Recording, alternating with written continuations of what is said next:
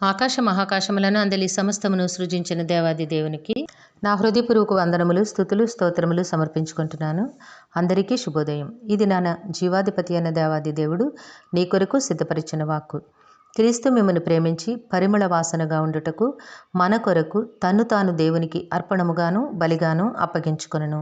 అలాగుననే మీరును ప్రేమ కలిగి నడుచుకొనుడి.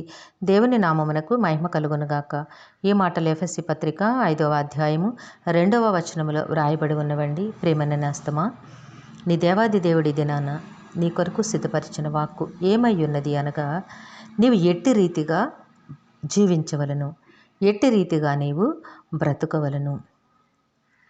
అసలు నీవు దేవుని కొరకు ఏదిగా నీవు బ్రతకాలి, దానిని గురించి నీకు తెలియపరుస్తూ ఉన్నారు. ఏమిటంటే, యేసు ప్రభు నిన్ను ప్రేమించి నువ్వు పరిమళ వాసనగా ఉండాలని నీ కొరకు తన్ను తాను దేవునికి అర్పణగాను బలిగాను అప్పగించుకున్నారట. తండ్రి అయిన దేవునికి యేసు ప్రభు, నీ దేవుడైన యేసు ప్రభువు తండ్రి అయిన దేవునికి తన్ను తాను అప్పగించుకున్నారు. ఏ విధముగా అనగా, సిలువ బలియాగము ద్వారా. ఏమిటి దీనిలో నీకేమి కనిపిస్తోంది? నీ కొరకు ఆయన బలి అవ్వడం ఏమిటి? అదే దేవుని ప్రేమ. అలాగుననే మీరును ప్రేమ కలిగి నడుచుకొనుడి. ఎంతటి ప్రేమను దేవాది దేవుడు నీ పట్ల కలిగి ఉన్నారో అర్థం చేసుకోగలవా నేస్తమా? యేసు ప్రభు నిన్ను తన ప్రాణము కంటే ఉన్నతముగా ప్రేమించారు.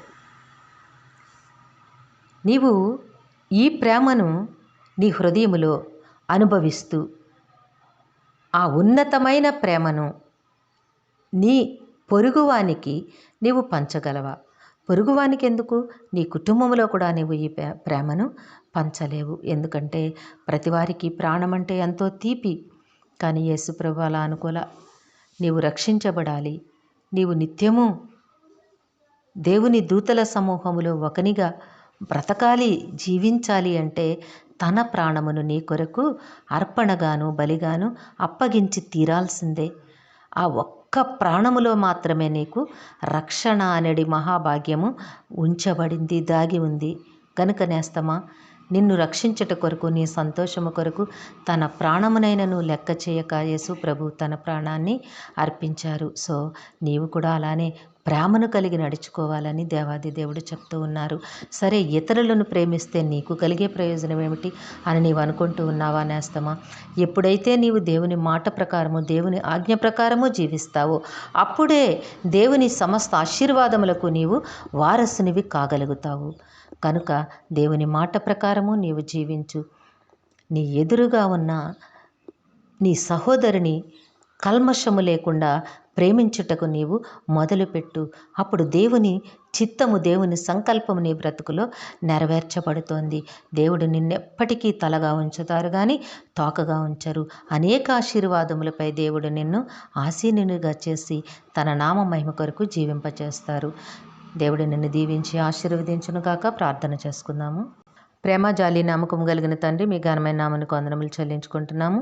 మీ బిడ్డకి మీరు ఇచ్చిన వాక్కును బట్టి స్తుతులనైనా, మీ వాక్యమును గూర్చి ఆలోచించి మీ అడుగు జాడలి యందు నడుచుకునే కృపను ప్రసాదించమని ప్రార్థిస్తూ ఉన్నాము తండ్రి.